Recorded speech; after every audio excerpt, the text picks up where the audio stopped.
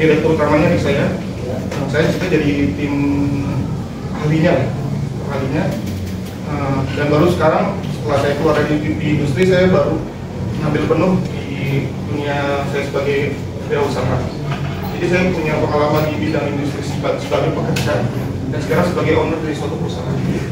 Dan saya buat produk satu namanya Neutron, nanti suatu saat ini proses launching. Jadi kita bergerak di bidang IoT. Jadi ntar udah ngomongin IoT.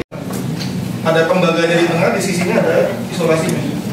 Nah, kalau kita baca datasheetnya, misalkan ditulis datasheet ini menulis dia mampu menahan tegangan tembus sampai 600 volt. Ya Pak, ada tulis ke datasheet seperti itu.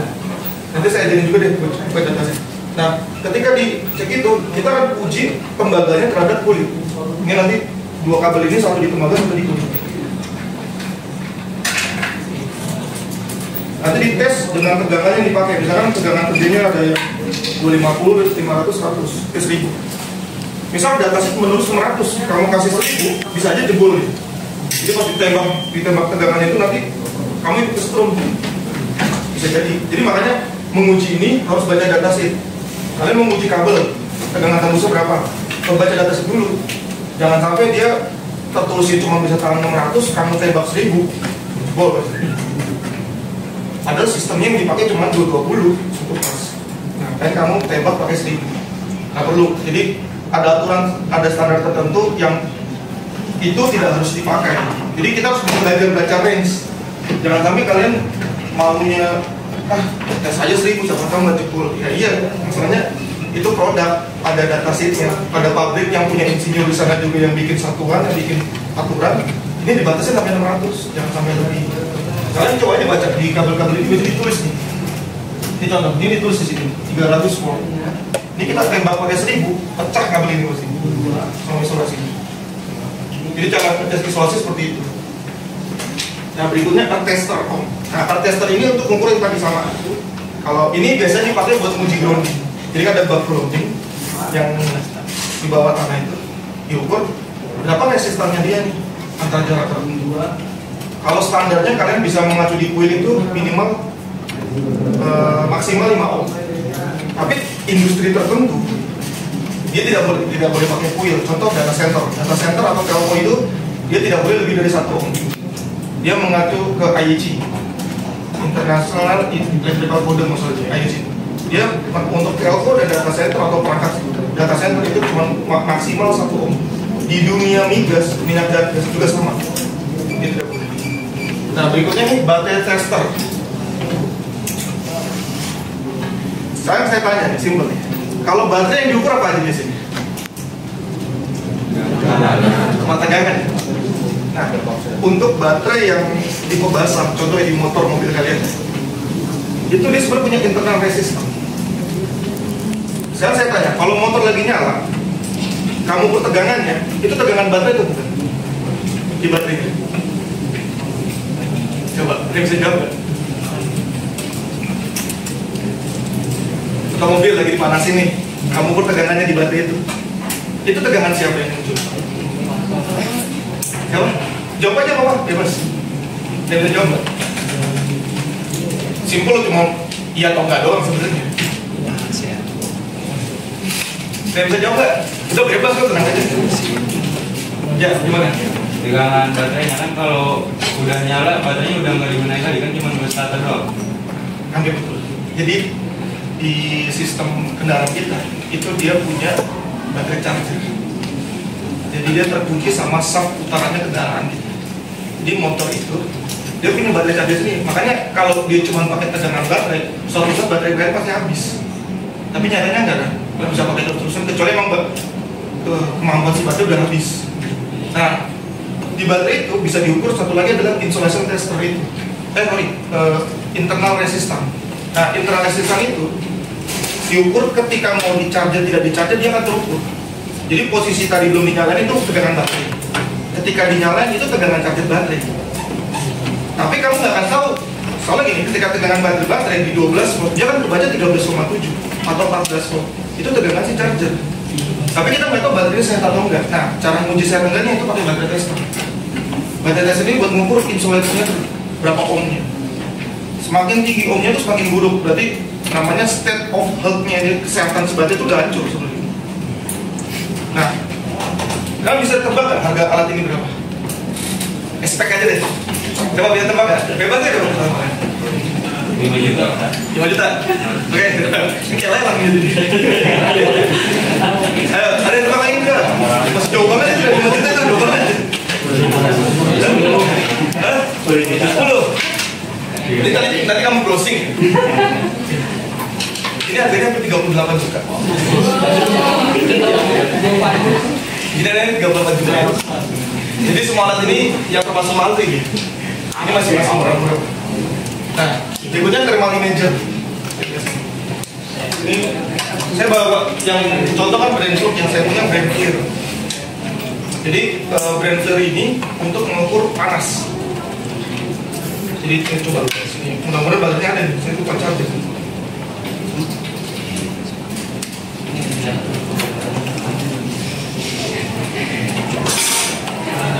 Iya, baterainya habis lagi.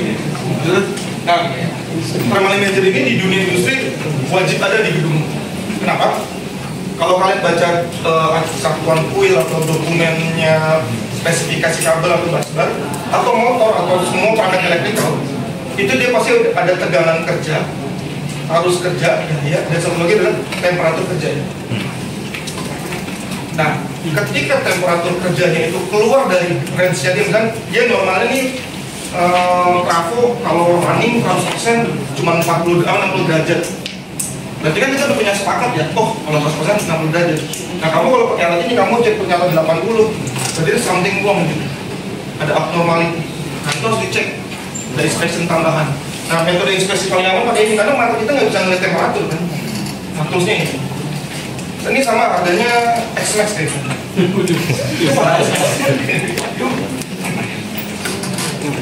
Nah terakhir ini contoh alat ukur adalah power quality analyzer. Ini cuma bisa dipakai di 3 pas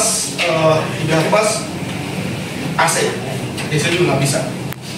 Jadi dia bisa baca. Nah fungsi ini adalah ini alat paling komprehensif di dunia industri energi manajemen. Kalau kalian nanti masuk tentang dunia energi manajemen, alat ini wajib. Atau di dunia UPS system ini wajib. Kenapa? Karena dia punya kemampuan untuk membaca arus di tiap fase, R, S, T, N. Itu bisa dibaca semua arusnya. Terus bisa dibaca tegangan RST-nya juga. Nah, terus dia bisa menampilkan diagram fasenya.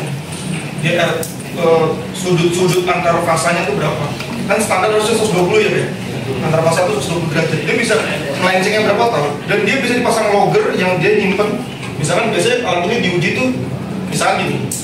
Saya pengen tahu nih Pak, bahwa saya punya AC sistem saya itu normalnya berapa sih loadnya satu hari ini di kantor saya dari pasang ini. Nanti dia bisa bikin grafik tuh jam segini berapa, jam segini berapa, segala macam. Dari situ kamu punya data nol. Kalau bahasa saya data nol Pak. Data nol itu data yang mau diapain. Oh berarti di jam segini loadnya naik, jam segini loadnya turun. Berarti saya bisa pasang apa nih? Udah kemarin ada solusi kapasitor gitu ya, perbaiki arusnya. Bisa seperti itu. Nah, ini namanya power quality analyzer. Ini kalau di Rupiah itu Innova ya. Serius, ini alat paling mahal. Tadi saya mau bahas, saya takut. Ini di dunia industri kalau kalian punya keahlian ini, untuk sekali asesmen itu rate-nya sampai 25 juta per hari. Kalau punya alat ini, terus kalian melakukan audit energi, menghitung Pak, di gedung Bapak, praksi Bapak tuh begini, sampai bisa bikin kesempilan itu rate yang sekarang beredar itu segitu. Jadi kalian punya kemampuan menganalisa dan menggunakan ukur itu ada hasilnya. Atau kalian nanti ini Pak, ini ada industri baru Pak, namanya commissioning test. Jadi ada perusahaan kontraktor, misalkan dia memasang perangkat di gedung ini baru. Nah dia kan butuh tes commissioning bahwa perangkat ini normal atau enggak semuanya. Nah sekarang ada perusahaan kultur bisnis baru Pak. Itu untuk perusahaan yang khusus hanya menguji sistem ini udah benar semua belum.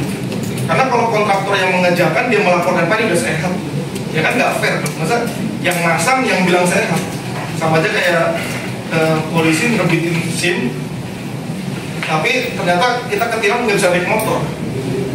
Polisi ini tanya, kamu bikin SIM siapa? Ya tangan bapak. bukan menjelekkan polisi, bukan. Ini ada joke seperti itu. Jadi jangan sampai siapa yang memasang dia yang menguji, itu nggak benar gitu jadinya. Ya. Yang keluarga polisi saya minta maaf ya, oknum. Nah, sekarang saya mau implementasi alat ukur. Saya dari semua contoh itu yang paling gampang saya bahas amper. Ini adalah bagaimana cara membaca kebutuhan alat ukur.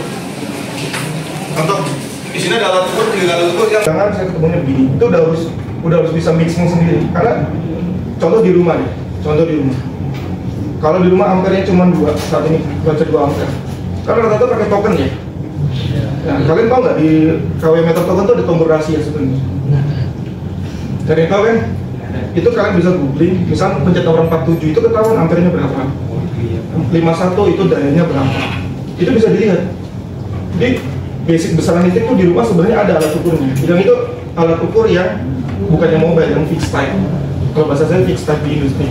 Maksudnya yang udah tertempel yang nggak bisa dibawa ke mana-mana. Kecuali dicuri ya, berarti kan dibawa ke. Nah itu semua bisa dipelajari. Jadi kalian bisa aja, tahu sih di rumah sebenarnya wattnya berapa sih? Kapan harus tambah daya apa enggaknya itu kan bisa diprediksi. Cuma kadang-kadang orang tambah AC, tambah